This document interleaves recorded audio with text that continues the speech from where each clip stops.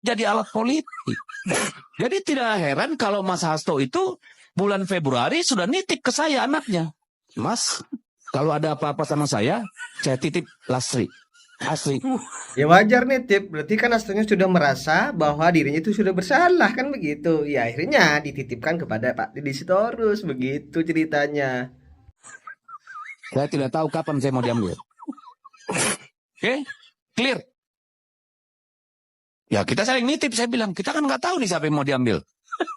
Karena teman-teman semua sudah diancam kalau ngomong awas, kalau ngomong awas. Pak Deddy Sitorus ya, walaupun mau ngomong apa, kalau tidak bersalah, ya nggak mungkin diambil Pak Deddy. Ya lihat sendirilah Pak Rocky Gerung. Kurang keras dan kurang tajam apa lo kritiknya Pak Rocky Gerung. Ya, tapi kalau Pak Rocky Gerung itu tidak bermasalah ya nggak diambil-ambil, kan begitu ceritanya. Ya beda dengan kader PDIP. Kalau kader PDIP sudah merasa bersalah, ya jangan ngomong, jangan banyak ngomong, ngompet kalau bisa.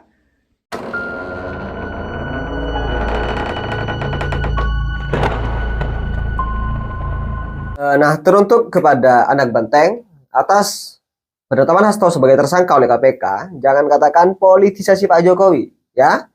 Jangan katakan Pak Jokowi mengintimidasi, Pak Jokowi mengintervensi KPK dalam penetapan Hasto dan Harun Masiku. Jangan.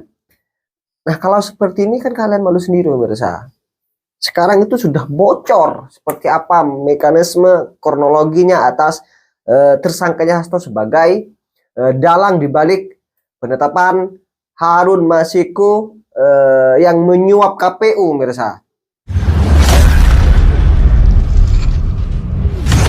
Oke, kembali lagi bersama saya di Mobil A, dan kali ini saya ada informasi yang sangat menarik sekali untuk kita ulas bersama atau untuk kita bahas bersama, pemirsa, di mana kita ketahui ya bahwa penetapan Hasto sebagai tersangka suap oleh KPK katanya itu kan bagian dari politisasi atas kebencian Jokowi kepada Hasto dan juga kepada PDIP itu sendiri, pemirsa. Padahal walaupun Jokowi sudah tidak lagi menjadi presiden, tetap saja nama Pak Jokowi itu dibawa-bawa oleh PDIP.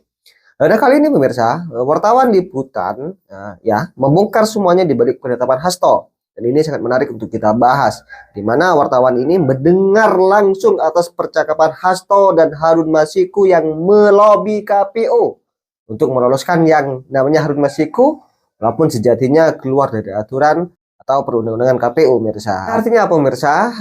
Di balik apa yang didengarkan langsung oleh wartawan ini, ternyata dana suap yang ke KPU yang katanya mencapai 800 juta atau ada juga sebagian yang mengatakan 900 juta itu katanya salah besar. Bukan segitu angkanya, tetapi lebih besar daripada apa yang beredar di media sosial. Sampai eman tinggi lah katakanlah.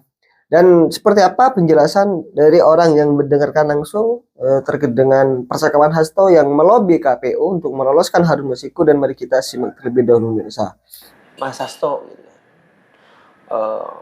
hari ini Harun Masiku sudah menggeser uang. Nah, itu dikuatkan dengan bukti chat lain antara Syaiqo Bahri dan Doni. Doni juga sempat membahas soal uang ini. Sebenarnya awalnya itu ada 2,5 miliar sebenarnya. Gede ya? Gede. Ini percakapannya lu dengar? Dengar. Bentuknya apa, Vin? Suara. Jadi Percakapan suara gitu. sadapan lah berarti ya. Saya Riko dari lantai. Memang adanya dugaan keterlibatan dari Mas Hasto ini gitu kan. Jadi memang kalau temuan dari sumber kita memang ada dugaan Hasto Kristianto ini ikut serta memberikan sejumlah uang untuk menyuap si Wahyu KPU ini yang sudah jadi tersangka kan. Jadi waktu itu tuh sebenarnya gambaran kasusnya gini. Ini kan bermula dari soal ini ya adanya pergantian PAW kan dari kader anggota legislasi PDIP kan sudah Dapil 1 Sumsel ya. Waktu itu almarhum kita sebut nggak apa ya? Mas meninggal kan. Nah, cuman kan dari PDIP mungkin dari Pak Hasto ini kan pengen Harun Masiku yang menggantikan, bukan sesuai dengan aturan kan. Peraturan KPU harusnya Peraturan posisi kan nomor 2 yang nomor 2-nya kan, Aprilia itu kan.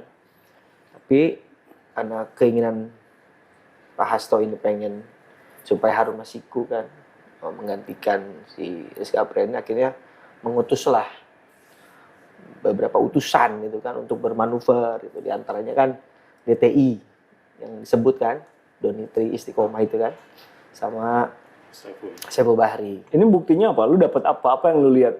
Nah, kalau dari sumber emang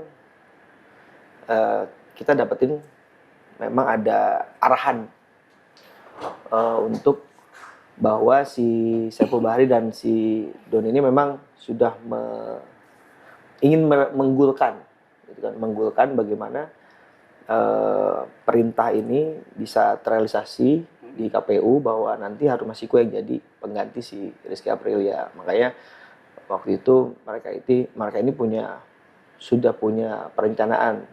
Kalau dari hasil sumber yang kita dapat memang dari percakapan kedua orang ini nih, si DTI Doni Tri ini dan Saiful Bahri, sebenarnya angkanya itu bukan yang seperti yang digambarkan oleh pemberitaan yang sekarang kan, Yang 600 juta. 850 juta.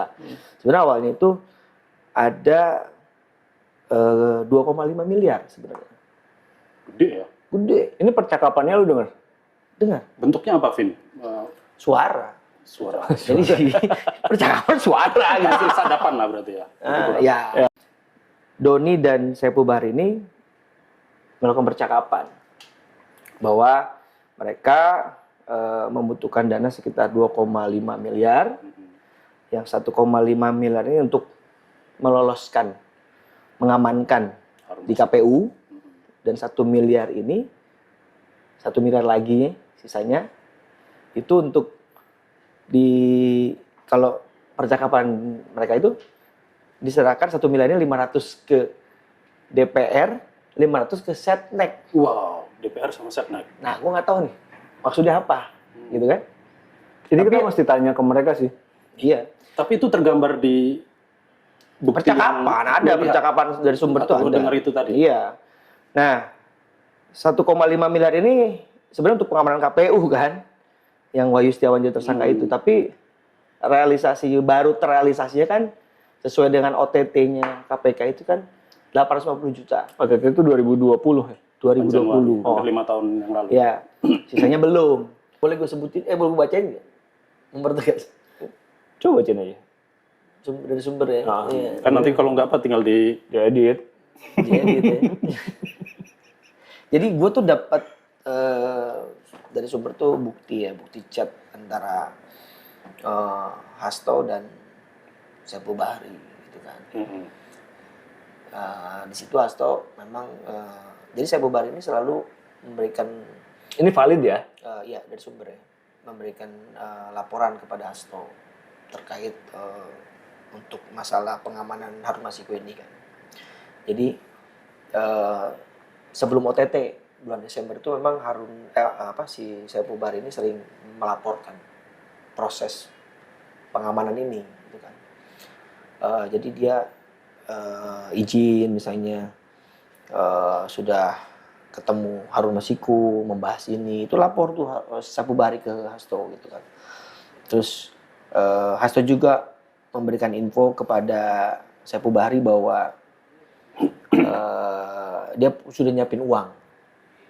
Terbukti di percakapan itu jelas Hasto menyampaikan tadi ada 600, yang 200 dipakai untuk kegiatan lain gitu kan. Jadi dia bisa transfer 400 gitu kan. Dan di percakapan antara Saiful Bahri dan Hasto pun juga setelah itu Saiful Bahri melaporkan bahwa izin Mas Hasto gitu kan. Hari ini Harun Masiku sudah menggeser uang. Nah, itu dikuatkan dengan bukti chat lain antara Saiful Bahri dan Doni. Doni juga sempat membahas soal uang ini, bahwa Doni di situ menjelaskan ya kepada Saiful Bahri bahwa Mas Hasto ngasih 400 nih gitu. Yang harusnya yang nanti 600 lagi dari Harun gitu.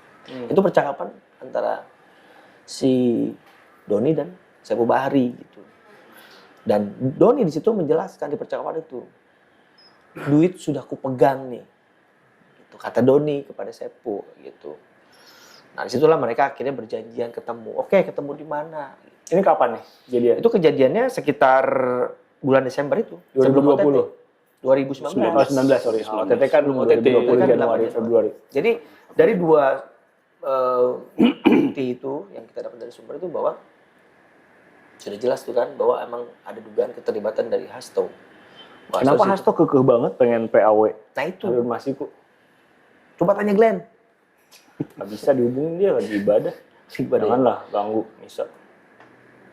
Sebenarnya kan iya ya, pertanyaan itu kayak gitu ya. Iya. Kenapa ada apa dengan Rizky Aprilia? Tidak Aprilia sesuai Iya. peraturan aja gitu ya. Kenapa harus Harun?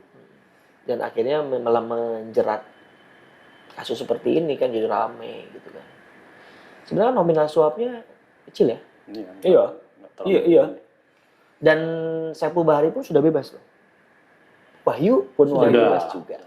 Dari vonis 8 tahun nggak sampai 4 tahun kan? Iya, jadi kan pertanyaannya Bebas bersyarat. kemudian kayak tadi Novel Baswedan juga udah sempat ngomong sebetulnya nggak ada yang kaget ketika Hasto jadi tersangka. Dugaan keterlibatannya Hasto ini memang sudah kita dengar udah lama ya. Bahkan di OTT itu sebenarnya infonya dari sumber itu bahwa sebenarnya yang dikejar itu ada dua saat OTT itu. Yang pertama itu Harun Masiku, yang kedua Hasto. Nah, cuman entah kenapa malah yang rame dan diangkat menjadi tersangka itu adalah Harun Masiku. Padahal kalau dari sumber yang kita dapatkan itu ada dugaan memang Hasto memberi, ikut serta dalam menyiapkan uang untuk KPU itu. Di barang yang lo punya, yang lo lihat. Ada. Itu ada semua tuh. Ada dari di sumber. BAP ada dong. Nggak tahu. Pokoknya aku dapat sumber langsung dari bukti chat. Oke. Jadi di situ ada bukti dari sumber ya, sumber masih info. Tapi kan itu inline dengan KPK yang tadi bilang ada bukti-bukti elektronik yang semakin menguatkan penyidik. Nah itu. Gitu. Jadi memang di situ kan Hasto itu memberikan 600 juta, sisanya 600 Hasto memberikan 400 juta, sisanya 600 juta itu Harun Masiku. Karena dealnya Saipul Bahri dan Wahyu itu 1 M. 1 miliar. Cuma yang baru terrealisasikan saat OTT 850 juta. Kalau dari sumber yang kita dapatkan, dari percakapan antara Doni dan Saipul gitu ya, memang Wahyu itu menerimanya 750 juta. 100 jutanya itu ke timnya Wahyu yang memang sudah, ini juga disebut juga ya, yang Tio itu. Mantan Bawaslu ya. Terus Harunnya di mana sekarang? Pertanyaannya. Lo kalau liputan tentang Harun Masiku kan? Iya, waktu 2020 kan kita sudah Iya. coba menelusuri kan, di mana sih keberadaannya Harun Masiku. Kalau dari kasakusuk ke sumber-sumber kita memang Harun itu ada di Indonesia. Bukan luar negeri ya? Pernah ke luar negeri terus pulang lagi. Dan memang data perlintasannya juga kan seperti itu. Sesuai dengan data perlintasan dimiliki oleh Polri gitu kan. Dan KPK juga sama. Memang sempat keluar terus balik lagi ke Indonesia. Dan informasi dari sumber kita memang ada di Indonesia. Cuman di mana nggak tahu. Katanya sih di Indonesia Timur. Di mana Indonesia Timur? Ya sebetulnya harusnya ya nggak susah amat sih. Saya ada keraguan ngomongnya itu salah gue. Ya seperti apa komentar kalian pemirsa, tulis di kolom komentar. Dan sekali lagi dong pemirsa, jangan lupa tekan tombol subscribe-nya biar kalian juga tidak ketinggalan informasi-informasi terbaru dari channel ini. Dan salam demokrasi dan salam NKRI.